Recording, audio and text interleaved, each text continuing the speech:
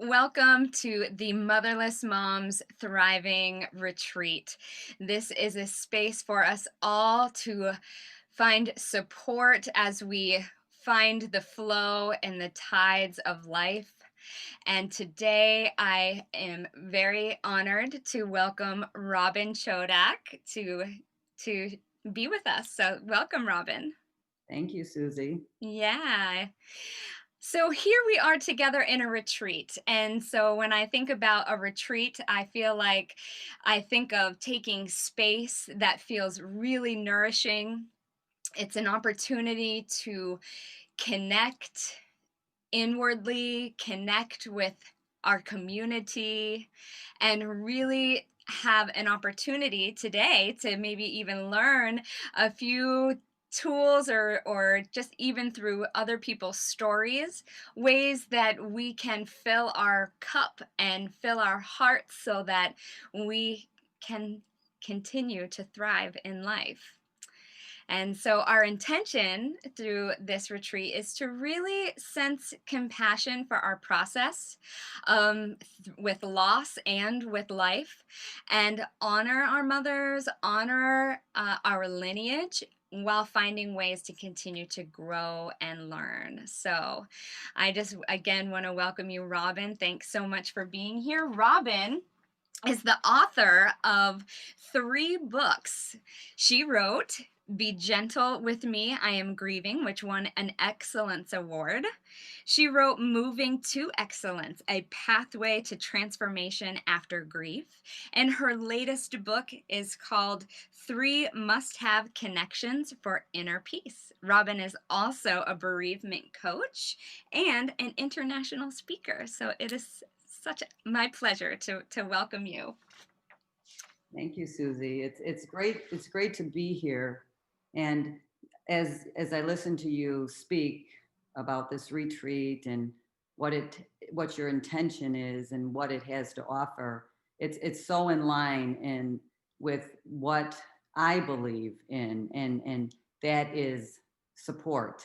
Mm, We all need to have a sense of support from one another, and that especially happens when we are in the very throes, in the deep grief. And we all come from different places. We're mhm, at different times on our journeys. And just to tell you a little bit about me, mhm, my journey started, well, it actually started when I was quite young.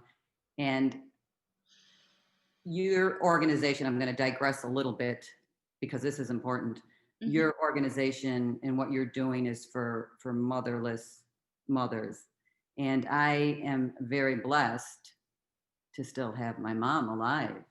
Mhm, But what I'm going to speak about today is a commonality that we all have, and mhm, that is the loss that we've experienced. And so, yes, our losses are different, but mm, we share a lot of these things that we go through and what we must process on our journey. mhm. So I did not lose a mother, and I'm so grateful my mom is still with me. She just turned 80. Wow, that's and, wonderful. and she is a young 80, but she lost a daughter. Mhm, So she lost my sister. That was 33 years ago. mhm, And I watched her deal with her own personal grief and her journey of losing a child. yeah, And it's amazing to me now, as over the years, it's been 33 years since my sister is gone. mhm, But my mom has put out this beautiful energy, and she has not let that loss define her, so to speak, in a way that's kept her into a what I like to talk about oftentimes are stuck states. I mean, we yeah, don't want to stay in a stuck state. We want to keep moving forward and embracing life and loving life. And so I feel very fortunate that my mom was such a good example to me, mhm, because then later on I experienced my losses.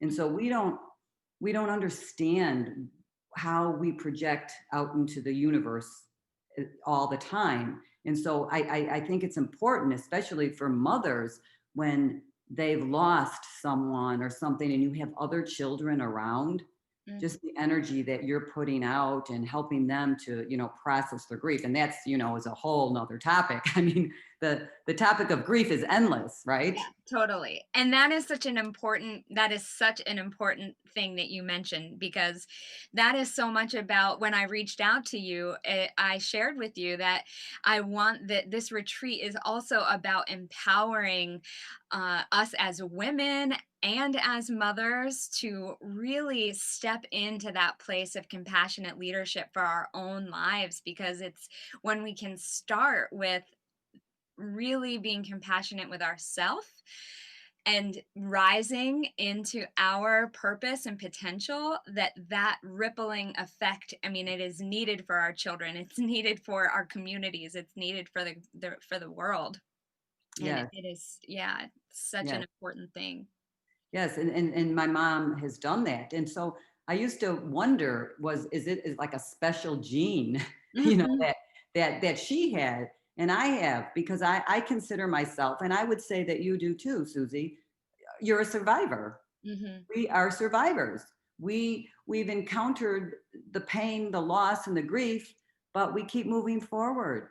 So that Mhm. makes us survivors. And so, my mom is a survivor. I'm a survivor. Mhm. And I also know that yes, that is absolutely possible. They study gene therapy. We know so much more than we have, but I do believe it's about what is happening in our environment.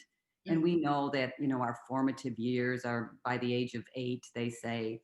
And so anything that's happening in the home and what we're getting fed, right? That's affecting us. Mhm. So yes, I mean, I'm in total agreement with you. We have this opportunity as mothers because we're the caretakers Mhm. mostly. There's fathers that are sometimes forced in these situations and they have to be the mother and the father. But we do have this wonderful opportunity to be able to Mhm. put this energy out into the universe to help those who are grieving, who Mhm. are in need, right? Yeah, and the difference between being a survivor, and just surviving. There's a difference even just in that word alone, right? Oh, That yes. surviving isn't thriving, but you can be a survivor and be thriving in your life. And so there's that I just wanted to like make that little distinction. We've talked about that throughout this retreat with others too, of moving from just surviving into thriving. Absolutely. Yes, absolutely. And I have the word survivor because as I continue my story, so Mhm. growing up, and I felt a lack. So I've had a lot of loss because my dad was not very present when I was growing up, so I didn't have that father figure as much. And then my mom had to work, and so she wasn't at home as much. So that started a lot of loss early on. And then I did lose my sister, and then in 2005, which changed my whole entire life. And it's the reason that I do what I do today.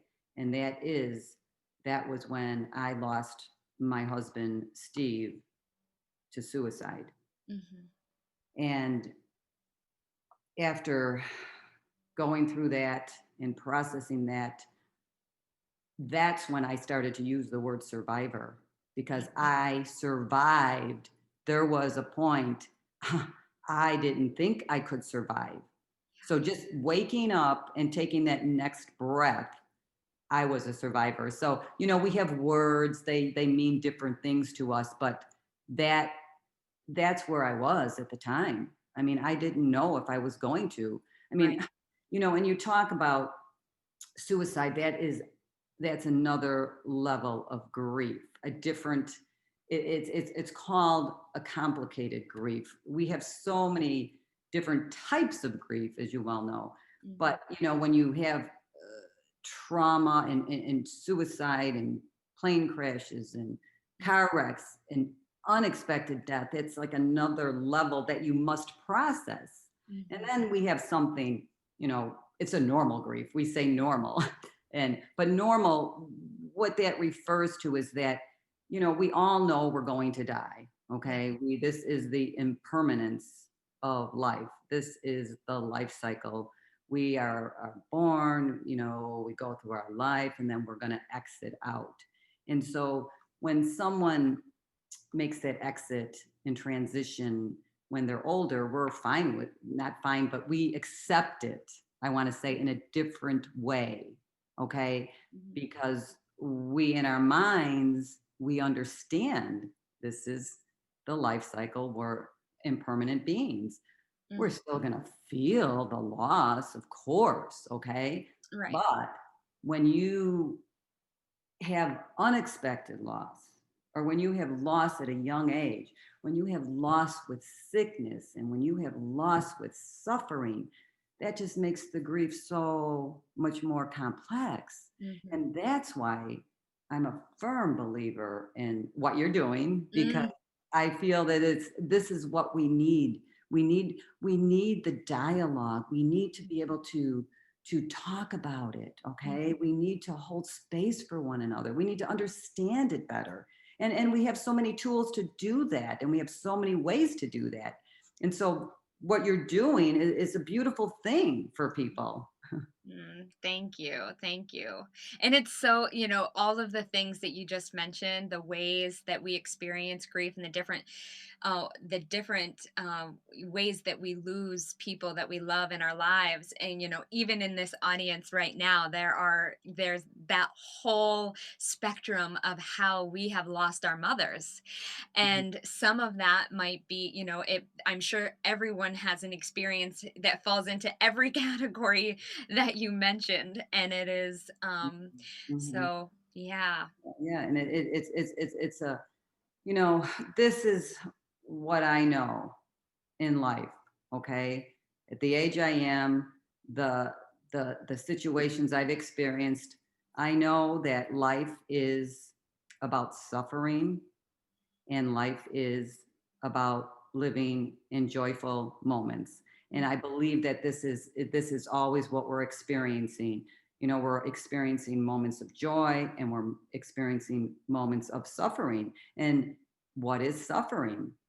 Suffering is separation.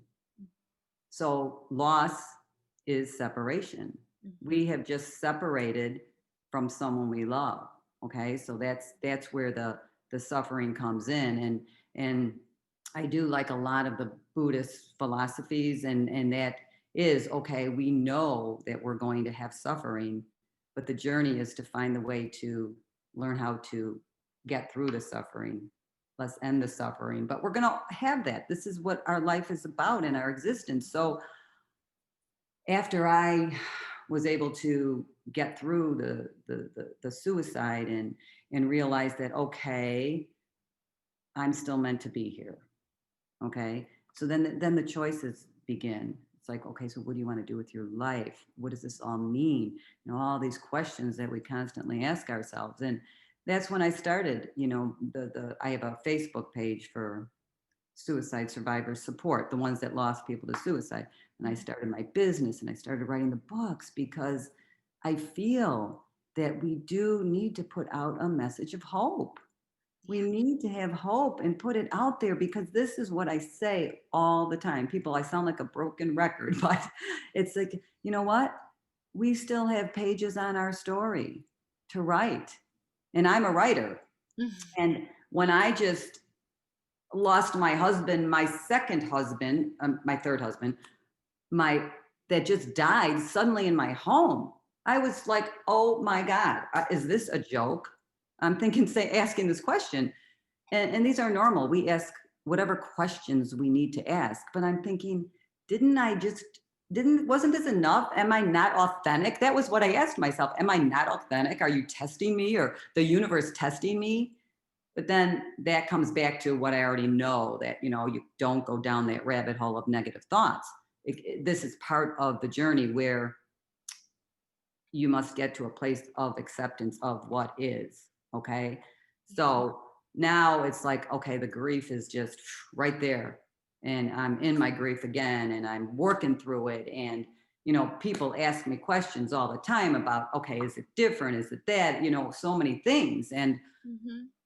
it's just part of the journey. And many people have many losses and being, one after another, because we're all so different and we're all experiencing our own path, right? Yeah, definitely. Yeah. And so when you, um, and so does it feel different this time? That's a good question. Absolutely a good question. The the feeling, the separation, like I said, and the other thing I know is that the more that you love, the greater the grief is going to be. I mean, it's even like anything. Let's say this is a little analogy. Let's say you lost a piece of jewelry, and it was something you paid $30 at a store. Meant Mhm. nothing to you. You're like, oh, I lost my jewelry. You're a little sad, but oh my gosh, when I lost an earring that my husband gave me, Mhm. that felt like the end of the world. It's like, I have to find this earring. I have to find this earring because I was more attached to that. And it Mhm. meant so much to me. So when you have so much love, that loss is going to feel so intense. Yeah. Now, of course, it's the emotions. Yes, it's the same emotions. Mhm. They're different because, oh my gosh, when I found my husband dead by suicide Mhm. in my home, Mhm. going through the trauma of seeing that and the shock, okay, Mhm. that was different. So when I found my husband had transitioned on the couch, Mhm. that was shock. But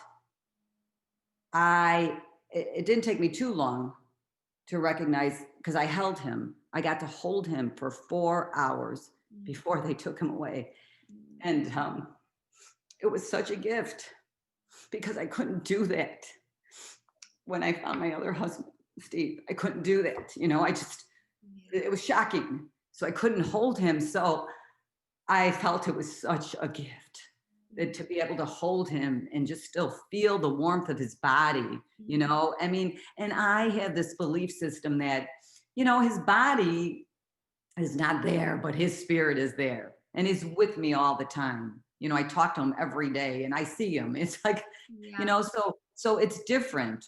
Okay. So to answer your question, yes, it is different, but you're going to feel the emotions and the journey has allowed me to learn so much. And so now as a teacher myself and a bereavement coach, Mhm. you're like, okay. I remember in the beginning, I'm thinking, wait a minute, this, no. I should, I did a lot of these shoulds in the beginning. And I said, no, just stop.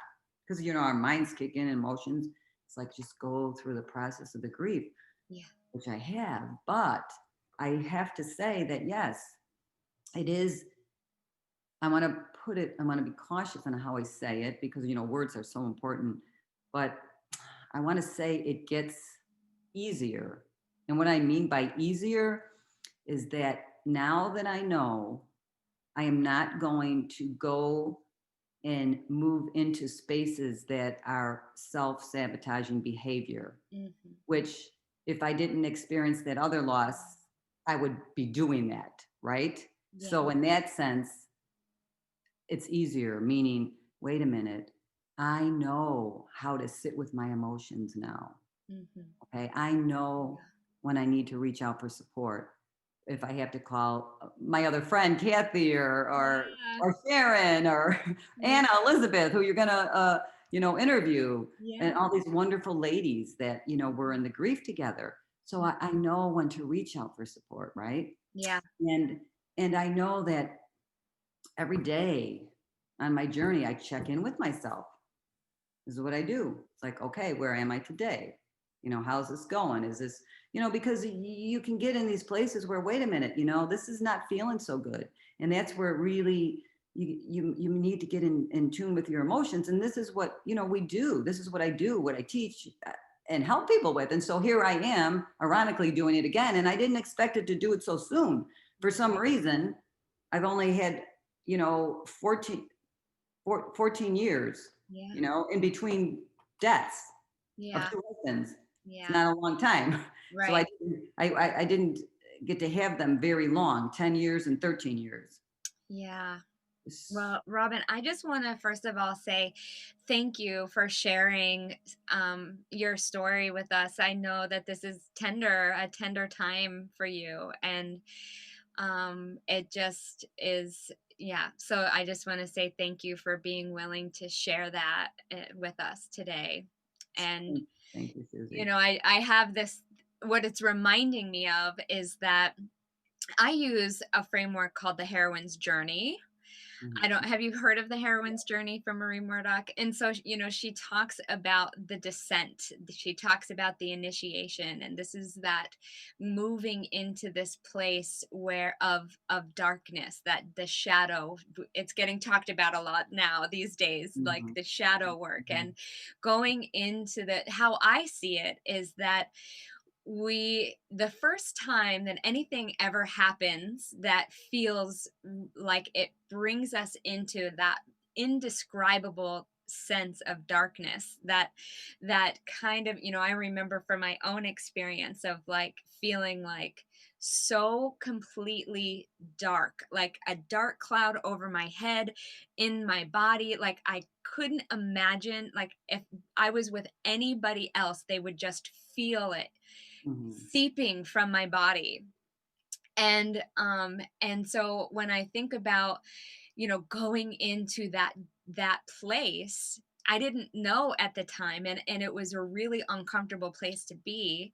And then coming out of that, there was my gift, my treasure was really this, that life is precious, time is precious, and that I had the choice to do something with my time and with my life. And so, when we use the heroine's journey, we can go through this cycle time and time again. It can be little things that happen in a day. It can be big life things that happen over an extended period of time. But what I hear you saying in terms of the ease, maybe that it's a little easier, is that you've learned how to hold the space for yourself, right? That you've learned how to hold the space for yourself to be in those emotions, to feel the emotions without judgment, without forcing, without feeling like you need to be something different or change anything. And that is such it's like I feel like it's a gift, it's a lesson you don't you only receive from going through something like that multiple times, and it's yes, yes, yes. And that's the only word. I mean, there's probably a better word, because the thing is, you're going to feel, you Mhm, will always feel that separation, mhm, okay, and that sense and all those emotions. And those are so, they're so raw, they're so real. But, and this is why I believe in it. And you said too, it's like, yes, you can go on and enjoy life. And you said life is precious, life is a gift. And mhm, it is. And so you move in your on your journey without repeating the behaviors that are self-sabotaging you, right? And mhm, you begin to look at it differently. And so that's why, and maybe it takes multiple losses. I don't know. I hope it's not. I hope it doesn't. That's what my job is. yeah, Because if someone comes to me and it's their first loss, yeah, I want to help them. yeah, Don't do those things. I mean, self-sabotage, what I mean by that is you're harming yourself or you're harming others. mhm. Okay? We don't want to do that. We don't want to really harm ourselves or harm our others. And And that could be like maybe with like numbing, right? Like with alcohol or drugs or food or absolutely. whatever that is. It's Yes, absolutely. I mean, there's or so like many ways, physically, emotionally. Yes, yeah. absolutely, physically and emotionally, and others, and so these books that I've written, like the three must have connections for inner peace. I Yeah. mean, these books all came out of me because of my own journey, and it's Mhm. you wonder, okay, can I really? can I really have peace Right. after loss? Can I Mhm. really be joyful? Can I really thrive after loss? Absolutely, because I've experienced it. And Mhm. so, yes, life continues and we have our stories. And my tagline after Steve died was love life after loss. And and I was very fortunate to be able to find someone, another person that I can share my life with, because what happens a lot of times in loss, any kind of loss, especially I can only imagine losing a mother at a young age. Mhm. It would be very hard for you to trust another motherly figure because the trust it's difficult even for widows and widowers. And that's why we oftentimes we don't let other people into our realm Mhm. because first of all we feel that they can't understand us and they don't allow us, they don't give the reverence they need to the loss. So we need to have people that can do that, okay, in our lives. And that's why support groups are so important.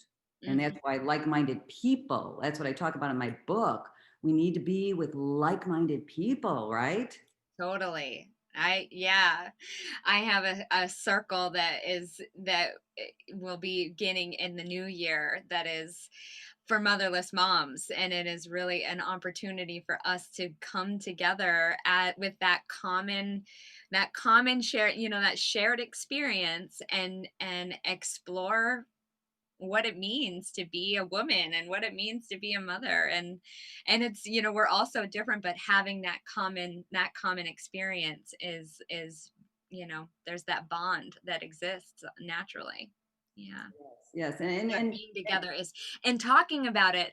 So yes, you like wrote these books, and you show up to something like this where you're willing to really share, and these conversations, like you said at the beginning, are so important to have. And because what I've been learning through all of the people that have been part of this retreat is that it doesn't matter what the loss is. It can be the loss of a person, it could be a husband, a child, a mother, a parent.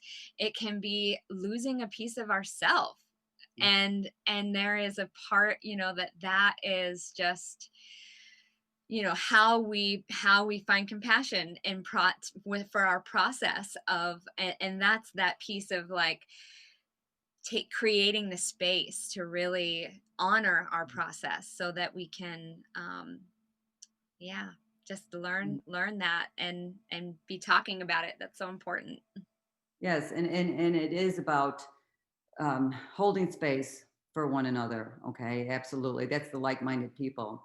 But I do when people come to me and they go to my website, I give them a free guide to get Mhm. them started. I've got it, yeah. Yes, yes, and it's the 3 steps, and the first step is it seems kinda like a no-brainer, right? When you say, "Okay, I've experienced this loss, I need to reach out for help."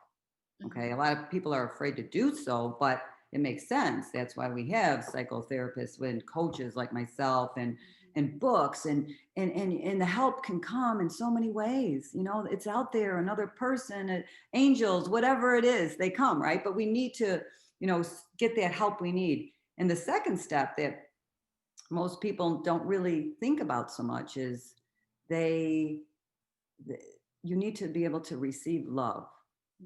And what happens oftentimes, and I know this from suicide, is that because we often feel so guilty, so there's so much shame, there's a lot of loss that bring these negative emotions to us, and we don't feel very lovable about Mhm. ourselves. And so it's hard for us, if you're not feeling loving about yourself, it's hard for you to receive love. And so, love is a give and a take all the time. So I remind people, it's like, yes, I know it might be hard for you, but if someone wants to bring you a meal, if someone wants to take you out, whatever you need in the moment, allow them to just love you the best way they can, Mhm. right? And Yeah. then the third step I talk about, and that is as you begin to, process and move, through the different stages of grief and the different emotions as you begin to trust yourself. And that's like trust your intuition and trust what you're feeling. But Mhm. again, this is the journey. It Yeah. takes work. But you know what, Susie, in the end, it's like, hey, if you can wake up and say, you know what, this is a gift, and just trust, trust that the universe is on your side, and I just trust that good will happen. You get to this place in life and it becomes a way to live. This is just how I live, I mean, yeah, every day I'm sad. I wake up sad. I'm not, my husband Jerry's not here, Mhm. but I also know that his energy is here, and I believe that, we never die.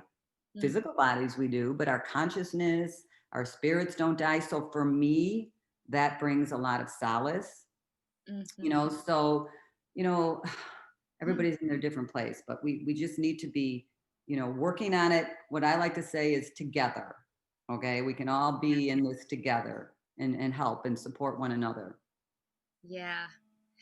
I mean, I just want to point this out for everybody who is listening and everybody who's been following along with everybody who's shared their stories during this retreat that you're hearing a common theme, right? We are hearing, I mean, every person that I've had a chance to speak with and be in conversation with is has set that, coming back to trusting our intuition and trusting our inner knowing, Mhm. being patient and finding that, taking up that space and for our process, finding compassion for our process. And it's and the different ways that grief shows up. I mean, it is reassuring, and it's, every person that keep speaking with, it's like really just affirming some of the same messages over and over again. And it just goes to show that there is a path, right? There is a path that we can take. And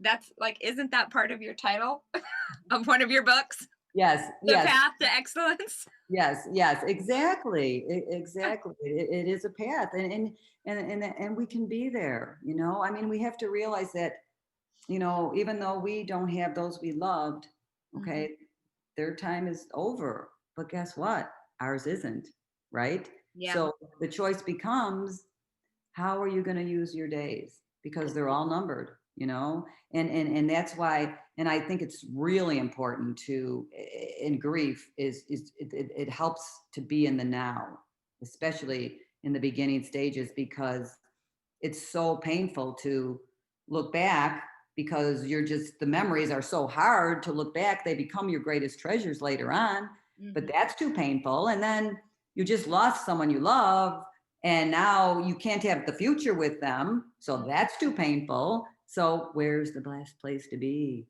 In the now. Right now. Yeah. So that's what, that's really how I've embraced my life. I Hmm. mean, really staying in the now, and Yeah. that's what helps me on my journey, and I think many others do. And I think, and the more that you do it, the more it becomes a way of life.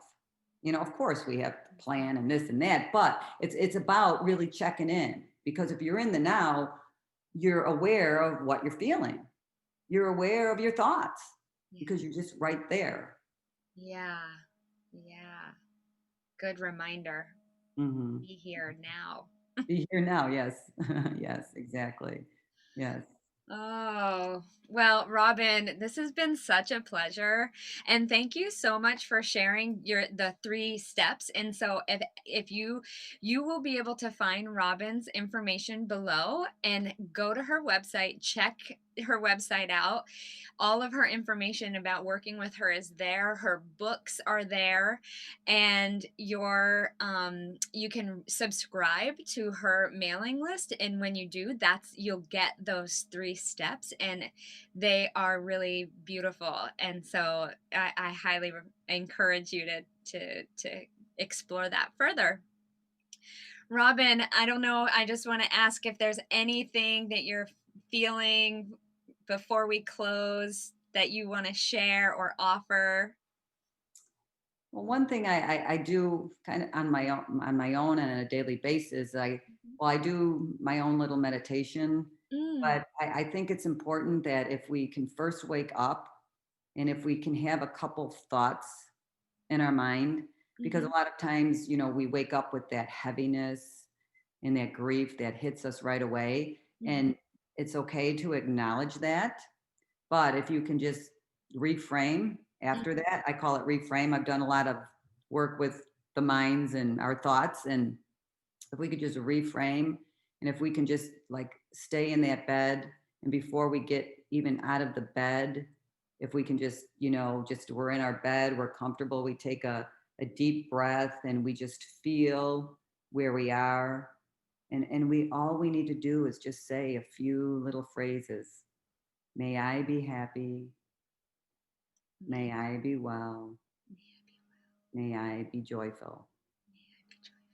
And then we say that many times, whatever you feel, 3 times, 4 times, 5 times. And then whoever comes to your mind that you're thinking of, you can say, may Susie be happy. May Susie be joyful. May Susie be well. And put that loving kindness message out into the universe. Mm, And that will start your day. mm, Namaste. It's just a little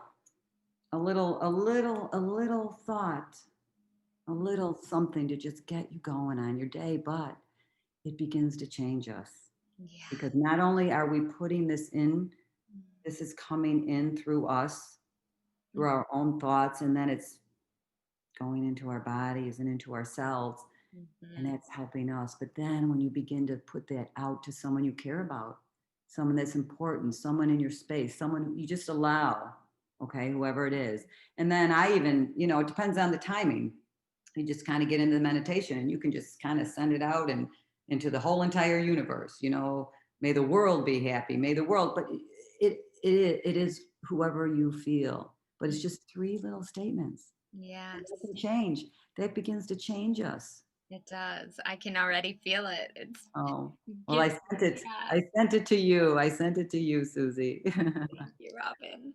Yeah, This was such a pleasure. I feel like, oh, we could I'm like just when you said going into our cells and it changes our cells, I'm like, oh gosh, I feel like we could have a whole other conversation. So yeah. sometime I would love to do this again with you. And this was just such a gift to have you here. Thank you so much for sharing your story and sharing your brilliance and your expertise with us today and with the world through your speaking and your writing and coaching. It's whoever works with you are very lucky. Thank you, Susie. It's been a pleasure to be a part of your summit, and I wish you all the best. Thank you so much. And so again, just as we close, you can find Robin's information below. And it's such a pleasure to have you here. Thank you for joining in and take care. Bye for now. Bye bye.